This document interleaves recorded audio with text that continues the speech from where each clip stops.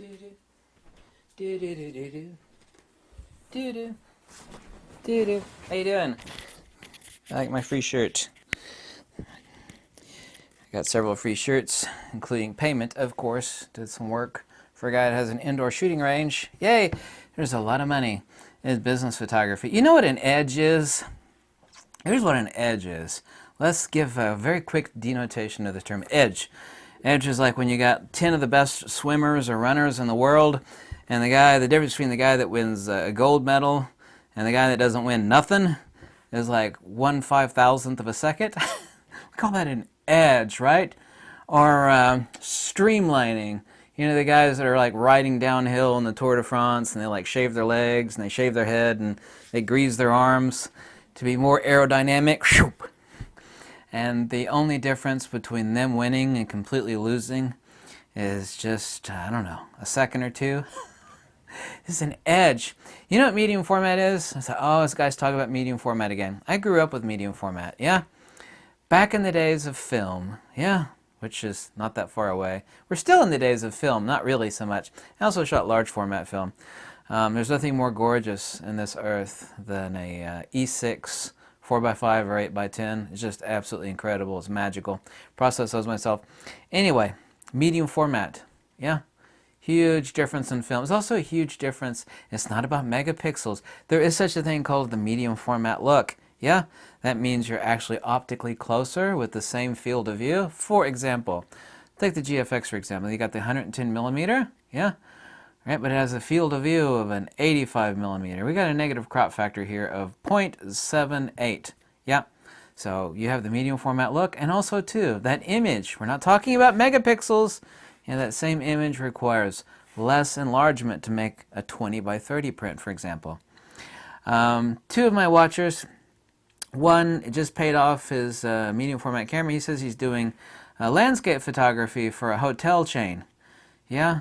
And you know the difference, and of course this depends on the composition, let's just assume the compositions are very gorgeous, is that those large prints on medium format, from a medium format image, yeah, they're muy bueno. Yeah, I don't speak Spanish. I'm sure I screwed that up a little bit somewhere right there. They're better. Yeah? What does better mean? Now we actually have, like the Sony, for example, the 60 megapixel full frame. Somebody ignorantly just got done making videos saying just as good as medium format. Well, it's not. It's not about megapixels.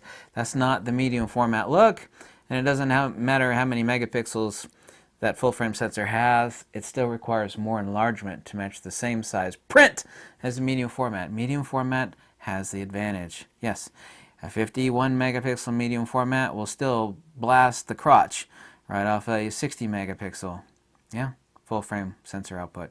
That's not my opinion, that's not my feeling, that's not my belief, it's a fact. Here's another thing. We're talking about the edge again, right? Kind of like the swimmer that wins a gold medal versus nothing based on 1/5000th of a second. An edge. You know what another edge is? A museum had my buddy and is having him. They've engaged him to do a lot, because in the days of environmentalism or whatever the museum's thinking is, it could be several fronts. That to cut down on traffic, yeah, or to give a certain experience where people could sit at home and instead of like paying a ticket to come to the museum, you know, and this could be a great publicity thing for the museum. They want ultra high resolution images of their archaeological pieces. Yes, various works of priceless valuables, and you know, rather than have someone show up at a museum or like researchers from the other side of the world, that you know they don't want them flying to the other side of the world to examine an archaeological piece or the piece at the museum. They've engaged him for many months in the future, and he has a GFX system to do reproduction work, very high. They would have never, person had to have medium format. Yeah, prerequisite. Ultra high resolution images. Yeah, medium format. Yeah, this person got this job, immediately is paid for his camera. Okay, and he's getting paid on top of that. I don't want to say how much, even he wouldn't tell me how much. So he is now working for the museum to take pictures of their priceless works of art. Yeah, little object art, ancient Egyptian pieces. He has to put a little scale, beside each little piece of art, and he has to use a color checker because it needs to be very precisely. We're not talking about expressing your creativity. We're talking about true color reproduction showing correct scale, low distortion. Yeah, all of the advantage for stuff like that goes to medium format.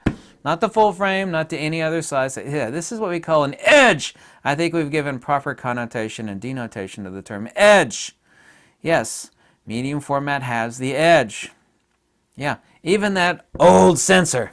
Yeah, he's using that old sensor in the GFX 50S to take pictures of museum pieces. Yes, isn't that interesting? Old sensor. That's what a lot of these fools on YouTube and various other places were saying. Oh, it's an old sensor in those GFX 50S.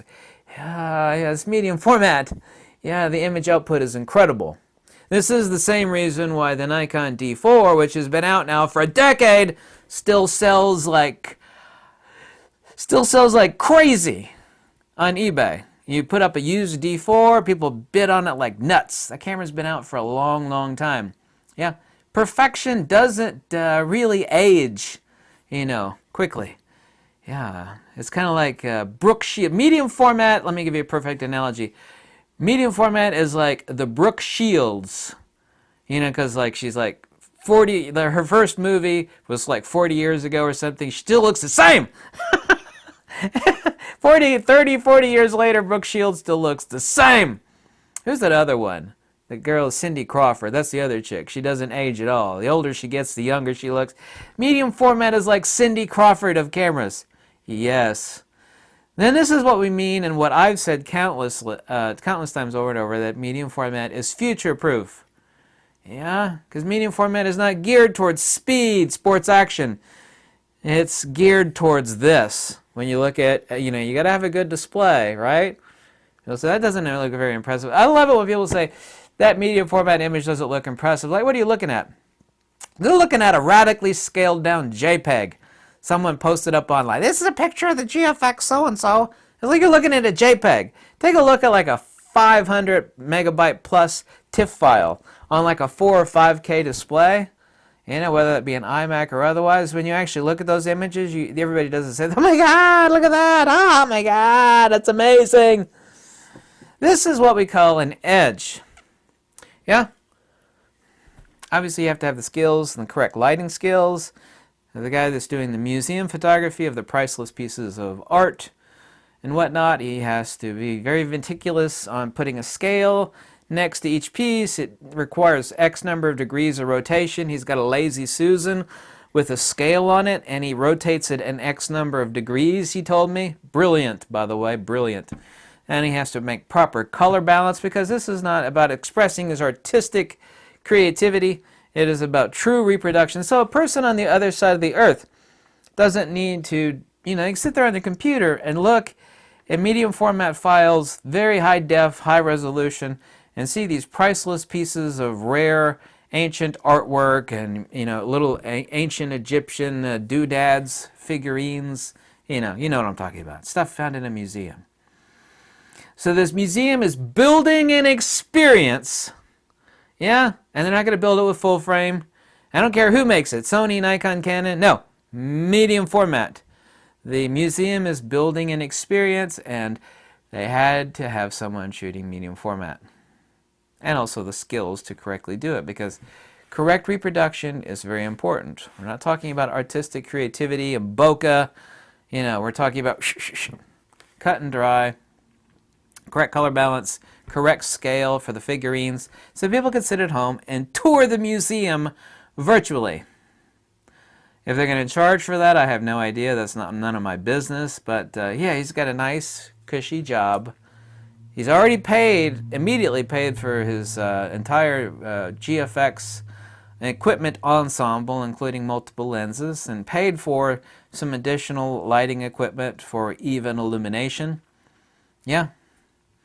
Got a little room set up in the museum, because you're not allowed to take priceless works of art home to photograph. It's not like they're going to mail him ancient Egyptian priceless figurine. He has to show up at the museum and do the work there. Wear special gloves to handle it. And yeah, that's brilliant. That's brilliant. That is an edge. And that edge only belongs to medium format. That's not my feeling, not my opinion, not my belief. It's a fact. Yeah, I don't care how many megapixels you got in your full frame sensor. It don't cut it for stuff like that. It just doesn't. Well, what's wrong with that? There's a difference. You take a look at a full-blown TIFF file from a medium format, it's just crotch-melting uncomparable to any full-frame image. I don't care if it's a Sony or a Nikon or a Canon. Canon with their inferior dynamic range. Yeah, did I make that abundantly lucid? Mostly so transparent? I think I did. I think I did. I did. I did. Yep. Yep. I got these little Fujifilm pens. I got some of these from the conference. Photo Plus. I only got 5 of them. Anyway, thank you so much for watching. I hope you like these videos. If you do, you can click the link below. Tell me to jump off a cliff. Whatever makes you happy. Peace out, Girl Scout.